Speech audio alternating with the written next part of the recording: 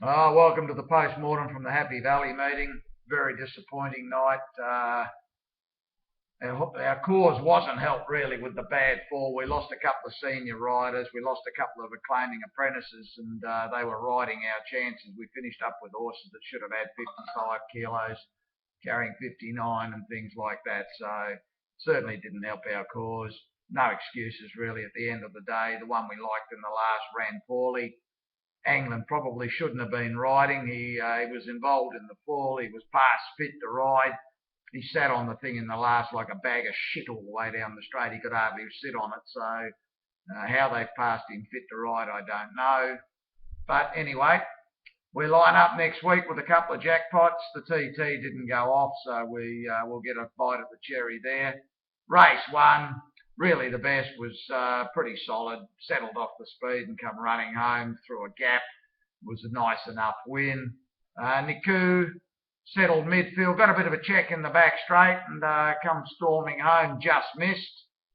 Casa Jr. set the speed, but as it normally does, found it a little bit hard in the last 150 metres. Of the rest, Billion Gains Net settled on the speed, got a check at around the 600 and then spat the bit and gave nothing after that. Of the rest, I wouldn't be following any of these until next season. Race 2. China Angel. Now this race was decimated with the bad fall. 5 went down. The 2 that got left in front run 1-2. They were spread eagled all over the place. It's a race that just nothing's going to come out of it, so it's not even worth discussing.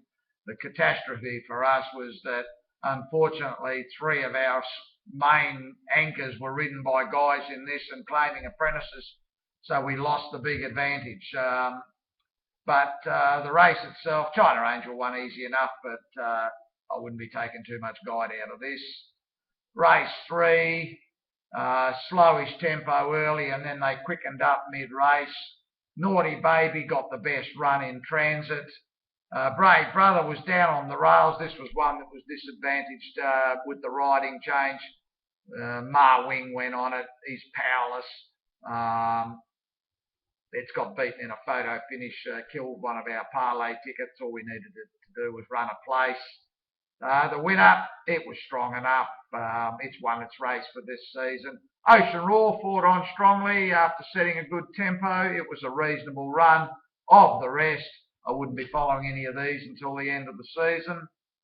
Race 4, another mediocre effort here. Flying Elite settled on the rails, railed up coming around the corner and chased hard. Probably the run of the race was the 4th horse, Optimisation Star. I think this is going to pick up a race before we finish. We'll be waiting for it. Ambitious Treasure come running home from a long way back as well. Bullish Boy, much improved run at the mile. We give it one more chance before season's end. The rest don't ever want to be on them again this season. They've all had enough. Race 5. Another fairly ordinary event. Emperor Claudius went to the front. They just let it bowl along. Opened them up in the middle stages. Come closing. They let it run a 25 sectional. And then it nicked off coming around the corner. They couldn't run it down. Cool Bean Ho-Ho Life. 2 decent efforts. Of the rest, probably Distill was making some nice ground late. Not much can be said about the rest. Race 6. Yeah, well, we were a little bit unlucky here. We've got beaten by a horse that hasn't had a run for 2 years. Its trials were ordinary and suddenly produced this off good sectionals. Out of the race, Windicator Star ran well after going nuts as usual before the start. New Deerfield was a good enough run coming from second last, coming around the corner. And London Chinatown was a good run. Tycing, yeah, the banker, got left in the barrier 6 lengths and got beaten 3 lengths. This was one that was badly disadvantaged. We had a 3 kilo claimer on it. We finished up carrying top weight and Preble and missing the kick by half a dozen lengths. So draw your own conclusions there. I don't think there's much doubt this run's in the money. Race 7.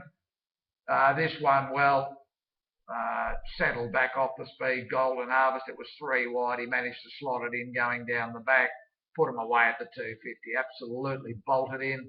Joyful the Great was a good run. See the Pearls was a good run. Of the rest, not much can be said. And in the last, the on-pace horses were advantaged here. Vital Goal was the run of the race, coming from near last at the 400. Perfect Cheers settled outside the speed. Flying Unicorn surrendered the lead and then chased hard. It was heavily backed, 20s into 5s. Happy Era sat fourth and stayed fourth. As I said, Anglin, he looked a little bit of distress there in the straight. And it was a bit like Zach Purton's ride the other day when he was on Dar's Auto. He was allowed to ride it when he was distressed. I mean, he's come down on his head in an earlier race. He probably should have been stood down like all the others, unfortunately for us. And then he stopped riding it at about the 75 metre mark. Probably should have run a place. Very disappointing ride and a very disappointing finish to the evening. Overall, yeah, gut-wrenching night really. We had a couple of small chances, but the jackpot in the TT sees us go to the Valley in a week's time. We've got a jackpot at Sha Tin on the weekend, so we'll line up there and we'll continue to strive. Hopefully somewhere along the line, the punting gods will smile on us for one night just for a change. Thanks for tuning in, and we'll see you on the weekend.